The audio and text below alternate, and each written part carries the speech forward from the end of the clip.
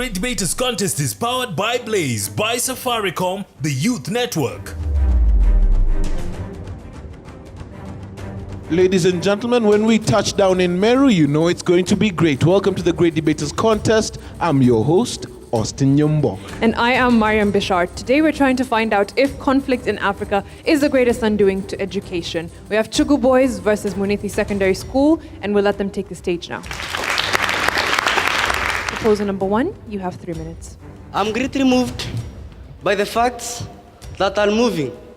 We are living in a conflict-prone zone, an area with no security, a region with many deaths, and many people are suffering. I think this has greatly made our education go down. As I'm standing here, I'm a student, I'm faced with a problem of conflict, insecurity. That has greatly made me suffer, injury, and even physically. I'm standing firmly to propose the motion, and I'm saying, let me start by defining the ones. We have conflicts. This is a state of disagreeing on an issue and causing instability and later violence. We have seen many people who have suffered bruises on their body. They are meant to stay in hospitals, searching for attention, medical attention, just because of these conflicts that are experienced in Africa. Let me enter into my points. Conflicts in Africa, they are the greatest undoing to education. 1, they cause death and displacement of teaching staffs and students. I want to base my argument on the Rwanda genocide that made many people lose their lives. Around 800,000 people died in the Rwandan genocide. The 2/3 of them were the teaching staffs and students. My fellow friends, agree with me that conflicts cause many people undo the education. The same conflicts cause brain drain. And I want to tell you, brain drain is where a profession in a country moves outside of his or her country to go to another country so that he or she can be hired as an expatriate to work in that place. I'm referring my argument to my neighboring country, Uganda. We have the best known Mohammed Idi Amin Danda. Mohammed Idi Amin was killing professors, and this ransom professors see that we have nothing to do in Uganda. Many of them went to Saudi Arabia, and others even in Kenya.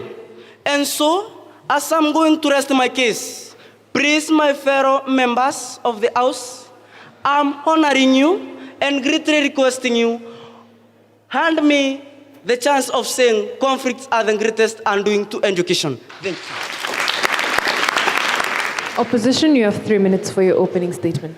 Thank you. Brian from Chugu Boys opposes the motion. Conflicts in Africa are greatest outdoing to education. First, I will define what is conflict. According to Logman Dictionary of Contemporary English, states that conflict is a state of disagreement between opposing sides, opposing groups, and opposing ideas. And according to El Casa, he says that, he argues out that conflict it involves disagreement between peoples and whereby over values because of for status, power, and scarce resource. We have various types of conflicts, and the first conflict is technological conflict. Technological conflict arises whereby there is advancement in technology, and this can lead conflict between two citizens and the government, whereby the citizens says that technology is trying to deny them job opportunities. But I ask a simple question. Does this have any negative impact to education? The answer is no. Why? Because we can see machines like laptop, they have helped in researches, academic researches, projectors, they have helped to make the work easier. And look at our government, they are coming up with a laptop project whereby they will enable the growth of education. Even as we study, as we heard about the winning group here in the Great Debaters Contest, they will be installed with e-learning equipment. Now, the simple question I ask myself, will that affect education? No. My second conflict is social conflict. We well know that in Kenya, there is high social class and low social class. High social class can access to quality education, where the low social class cannot access to education, high quality education. But they bridge this gap through education. So I tell you, my friend, there is no conflict has a greater positive impact on education. There is no negative impact in education brought up by conflict. I rest my case. We'll hear rebuttals now. Proposers, you have 3 minutes. Ferista Gatweri from Munithi Day, and I'm here to propose the motion that says conflicts in Africa are the greatest undoing in education. But before that, I would like to ask my opposing members. Yes, the laptops are there, but if they make the work easier, they will still make the student lazy. And again, you have said technology conflicts. They involve the citizens and the teachers. And the government. But let me ask you, are the teachers that are teaching, are they citizens themselves? And you as a student, aren't you a citizen? On my point, I would like to say, conflict causes poor performance in schools. For instance, the areas that are involved in wars, sometimes the student will live in fear and they will not be able to access education well. For example, in Mandera, where anytime you can experience bombing and terror attacks. For sure, will those students concentrate in class and will they do their best in the education system? Secondly, it increases criminal and moral activities. For example, I am in my area, there are conflicts. Then I run away from the area, I flee from my home. Then, when I get out there, because I have no education and I have no means of accessing education, I will engage myself in criminal activities. That is like stealing, or even I engage in prostitution so that I can earn an income to cater for my needs. Thirdly, there is destruction of school property. For example, in Mali, following the widespread attacks, more than 1,500 schools in the northern of the country need repairs right now, and they need new equipment. For sure, where will they get the funds to acquire those new equipment? Opposition, we'll hear you next. You have 3 minutes. I am Cornelius Muirigi from Chugu Boys. You talked about death and displacement of students and teachers. I want to say this openly, and you will hold me witness. There are schools everywhere. There are schools in northern Kenya, there are schools in central Kenya, and even in southern Kenya. So how does that conflict affect education? If I move to northern Kenya, I'll still get the same education I was getting in central Kenya. Now, you talked about funds. Funds are not being provided. Why? Corruption. Money that is meant for the education sector in Africa ends up in some few individuals' pockets. How do you say now that this conflict is affecting education? Now, my research has proved that this motion is based on an ironic root. Now, why do I say this? In real sense, conflict is encouraging education. According to research done by Funds for Peace, that is an organization based in the United States, they say that Mauritius was ranked as the most peaceful country in Africa, followed by Seychelles, Botswana, and Ghana. South Sudan was ranked as the most fragile country in Africa, followed by Somalia, Sudan, Ethiopia, and Zimbabwe. Now, where am I headed? Look at South Africa.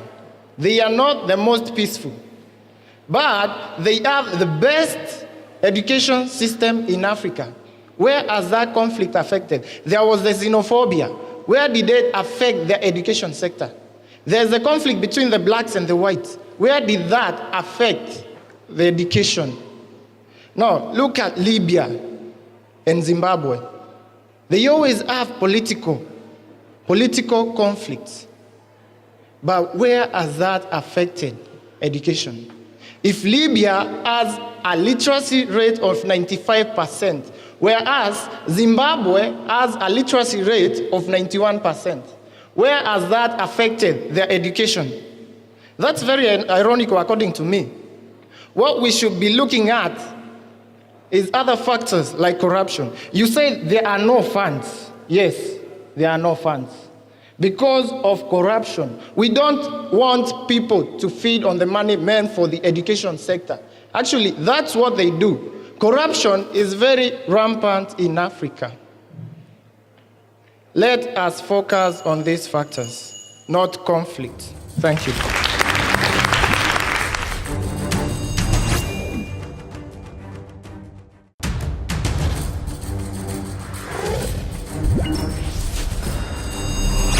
Thank you very much to the audience. The proposition have been asked if brain drain occurs because of external factors or internal factors, and to give examples of their answers. And the opposition have been asked how they can say conflict is not the greatest undoing to education. Yet last year we saw a lot of strikes in schools, in high schools all over the country, and the mean grade fell. The high school mean grade fell. We'll have them respond now. Third proposer, you have 3 minutes. Thank you so much. This is Masi Kairodi, Munithi Day School. I would like first to answer the question that has been posed onto us. A person usually learns out of the country for our safety. And also, migration, when you migrate from your country, this migration will totally affect your mind. And maybe, for example, you yourself here, a person has come and told you, move from your home and go somewhere else where you don't know. Obviously, you'll be affected and you'll not be able to adapt the environment there freely. Back to my points. Education is critical during times of conflict. This is true. And we know that during those times of conflict, many schools and many school students are affected greatly. Let's consider a case in Nigeria where these Boko Haram, they wanted to fight, they were fighting. And during that attack, I remember very well, it was April 2014, where 256 school girls, not 12 school girls, were attacked. And you know very well, they were released this year. Those are school girls that they were attacked during that conflict. Now, will they continue their education again? See, their education was affected greatly. And most of them, we are told that they got married and they were students. Even now in our families, we have got conflict between our parents. This is affecting us so much as students. You see, when your mother and father get conflicts, you say they will start neglecting their duties. You hear father say, it is your duty. It is your duty to care for the children. It is your duty to pay the school fees. And finally, you meet the students have no one to pay for their school fees, no one to cater for their needs. And this is greatly affecting us as students. Other thing, we see that this conflict is bringing poverty. It is bringing poverty how? You see, as a student, when there is conflict, now in our country is all anywhere else, there will be no money and destruction of properties. Let's consider a case in Garissa University. The school was distracted and many things were destroyed. Also, I want to say that education education is affected by conflict so much. Let's see, in our school, there is conflict between teachers and students. There will always be strikes in school. When there is a disagreement between teachers and students, obvious, they strike and ban schools and destroy so many properties. And this is why I strongly propose the motion. Opposition, you may respond. You also have 3 minutes. Thank you. I'm Delani Mwangi from Chugu Boys. To answer a question from the audience, I would like to ask you another question. I am a teacher. I come to class and give you a cut, and you refuse to do the cut. Because of your refusing to do the cut, you do not do well in the national examinations. Whom do you blame for your failure in the national examinations? Is it the conflict between me and you, or is it because of your laziness? You are the one who refused to do the cut. If you could have done the cut, the situation would have been different. Van de Villiers, in an article entitled Mediation Quarterly in 1914, refers to conflicts as incompatible activities and occurs within cooperative and competitive goals. We agree with this as it concurs with our view that conflicts are not the main undoing to education. Take a look at the education sector in Kenya. We have the private sector and the public sector. The private sector, schools, usually admit students with low marks, while the public schools admit students with comparatively high marks. This conflict urges the teachers from both schools to work hard and outdo each other, because the private schools say, although we admitted the students with low marks and the public schools admitted students with high marks, we all have one goal in common: to bring out people who can compete effectively in the job market, which is very competitive in Kenya. Let's take a look at the universities in Kenya. There's the private universities and the public universities. The private universities and public universities have conflicts in the courses that they offer. But these conflicts take a very big part in improving the education, because the private university will do its best to outdo the public university, which boasts at giving the best courses. Let us not blame conflicts entirely on the undoing of education.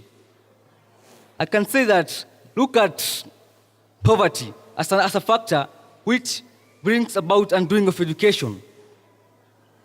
Poverty, as you all know, is the state of being without. Let's say a family which has conflict, internal conflict between the parents. We all know that you as a student, you can manage to go to school even though your parents are in conflict. You can gather up the courage, go to school, and say that you're working for your future, not for your parents. But look at a family where there's poverty. The family has been severed by the vicious cycle of poverty. The family is even unable to pay the school fees to the students. How will the students go? So I stand that poverty, that conflicts are not the main undoing to education. I rest my case.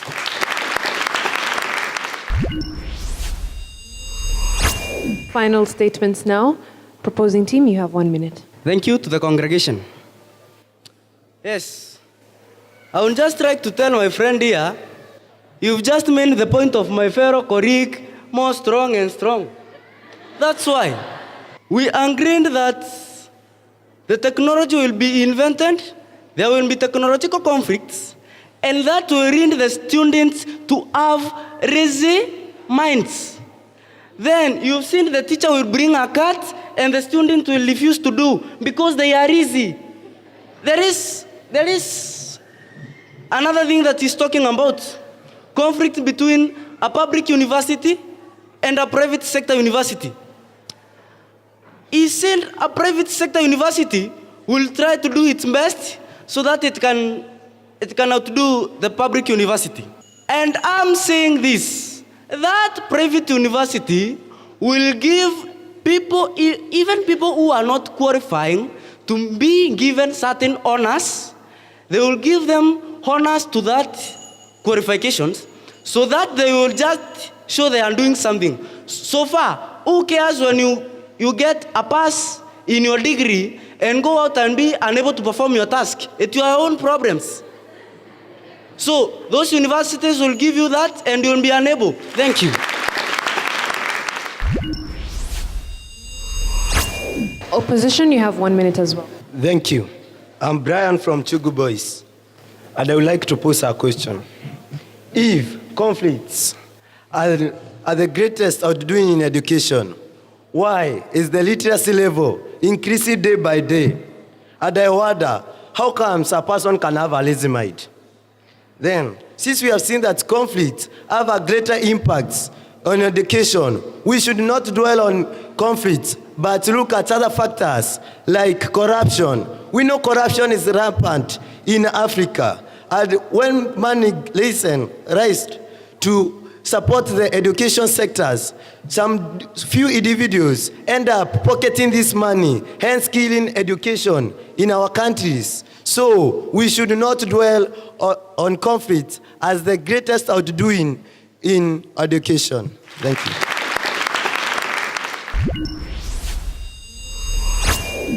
Munithi Day. For Brian, I think you're very courageous. And that stands out for you. That is very commendable of you. Very good examples and use of nonverbals. Nonetheless, just want to work on your mastery of language a little. That comes with practice, okay? So keep practicing and that will be very good. However, you need to manage your time. When the bell goes, you need to stop, okay? You kept on going and the bell had to go very many other times. Felista, fair cross-examination for you. Very good examples like the Mali examples that you gave. Nonetheless, you did not state your sources, so you want to do that. Also utilize your time fully, okay? So keep up with that. Mercy as well, very passionate. That comes out across that you're very passionate in the debate. Good use of nonverbals. We could tell that your nonverbals really complemented what you're talking about. Nonetheless, as well, work on your mastery of language, so that will help in your coherency and flow.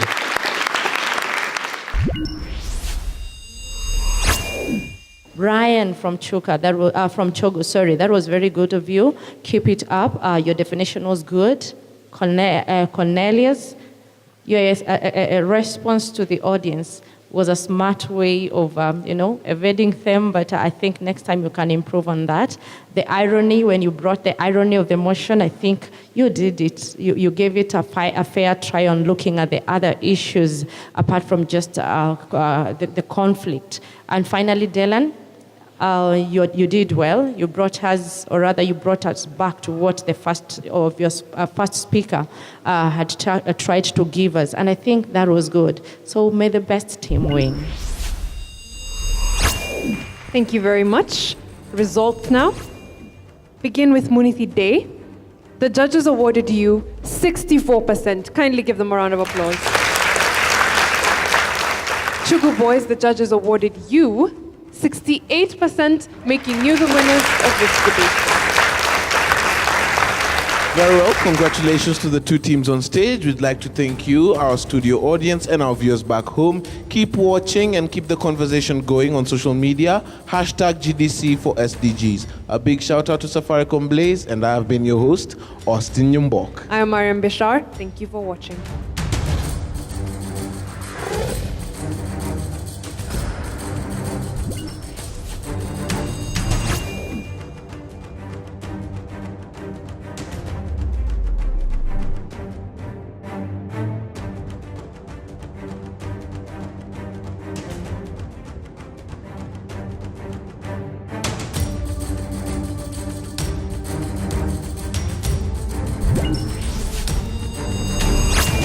The Great Debaters Contest is powered by Blaze, by Safaricom, the Youth Network.